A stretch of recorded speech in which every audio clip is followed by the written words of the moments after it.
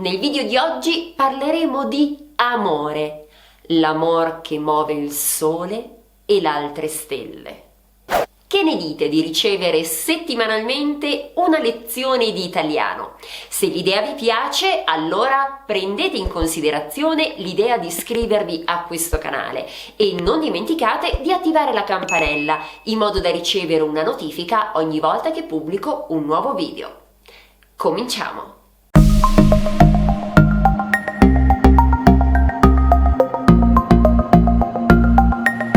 Benvenuti a Italiano con Eli. Sono Elisabetta e da 10 anni insegno italiano per stranieri. Molte volte i miei studenti mi hanno chiesto dei consigli dal punto di vista sentimentale. Ecco perché oggi vi insegnerò 24 frasi che possono essere utili per esprimere i propri sentimenti. La frase più conosciuta è senz'altro ti amo, che è però anche quella che viene utilizzata in modo errato da molte persone straniere. Ti amo è un'espressione che si utilizza per indicare un sentimento molto forte e profondo tra due persone che hanno una relazione sentimentale. Ha pertanto una connotazione passionale. Non si dice ti amo ai membri della propria famiglia o agli amici. Si dice ti amo, per esempio, al marito, alla moglie, al fidanzato, alla fidanzata, al compagno o alla compagna.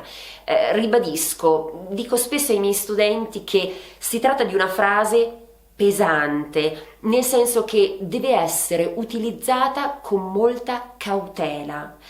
Ti amo è la frase che si dice alla persona con cui vorremmo trascorrere la nostra vita. Quindi capite che non può essere utilizzata con chiunque o magari all'inizio di una relazione. Diverso è il caso di ti voglio bene, che si utilizza invece sia con amici che familiari. Alla mamma diremo pertanto ti voglio bene e non ti amo. Vediamo ora alcune espressioni che si possono utilizzare per dire a una persona che iniziamo a provare dei sentimenti nei suoi confronti. Per esempio possiamo dire mi piaci davvero. Poi uno quando sente questa frase si domanda ma che cosa voleva dire esattamente? Oppure si può anche dire mi sto innamorando di te, nel senso che iniziamo a sentire un sentimento, a provare un sentimento verso l'altra persona. Quando ciò avviene, quando si provano queste prime sensazioni, in italiano utilizziamo un'espressione particolare che è avere le farfalle nello stomaco. Avete presente quando c'è quella stretta che sentite allo stomaco? La stessa che tra l'altro si sente magari prima degli esami? Ebbene, questo è un chiaro sintomo del fatto che una persona si sta innamorando. In italiano diciamo ho le farfalle nello stomaco. Quando abbiamo raggiunto la consapevolezza che effettivamente proviamo qualcosa per l'altra persona, possiamo dire sono innamorato di te o sono innamorata di te. Oppure altre frasi potrebbero essere ti penso sempre o ancora sei nei miei pensieri. Questa è anche più bella, secondo me. Non faccio che pensarti o anche non faccio che pensare a te. Significa che il pensiero di quella persona è costante, è sempre nella nostra mente. E quindi quando quella persona non c'è, ci sentiamo vuoti. Diremo pertanto mi manchi. Oppure anche ho bisogno di te. L'amore immaturo dice ti amo perché ho bisogno di te. L'amore maturo dice ho bisogno di te perché ti amo. Non è mia, è di Erich Fromm. Siete d'accordo? Che cosa ne pensate? Quando poi siamo innamorati persi, che cosa possiamo dire? Per esempio, sono innamorato cotto. Al femminile, sono innamorata cotta. Significa che oramai il nostro innamoramento è completo e non riusciamo ad avere altro in mente. Un altro modo di dire è sono stracotto, nel senso di eccessivamente cotto, vuol dire che la cottura è passata.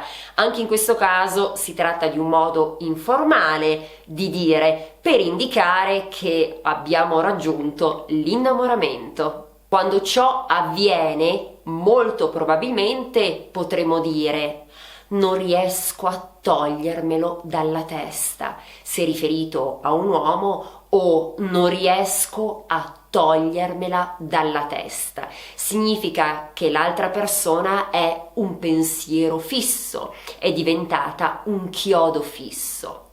Altre espressioni possono essere ho preso una cotta. Attenzione però, perché questa è un'espressione che viene utilizzata molto dagli adolescenti. Una persona matura non direbbe ho preso una cotta.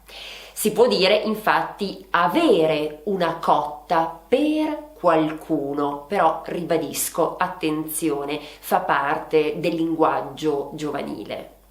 Oppure possiamo dire ho preso una sbandata. La sbandata è quello che fa l'auto quando anziché procedere dritto cambia bruscamente direzione. Quella è una sbandata. Per esempio, quando c'è una curva molto secca, la macchina non è più dritta.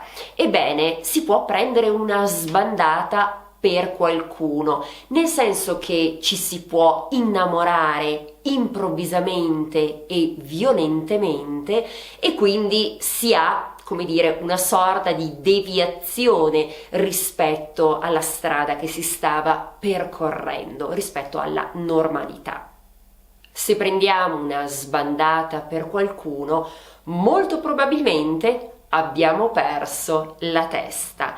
Ecco un'altra frase che si può utilizzare: ho perso la testa per lui o per lei.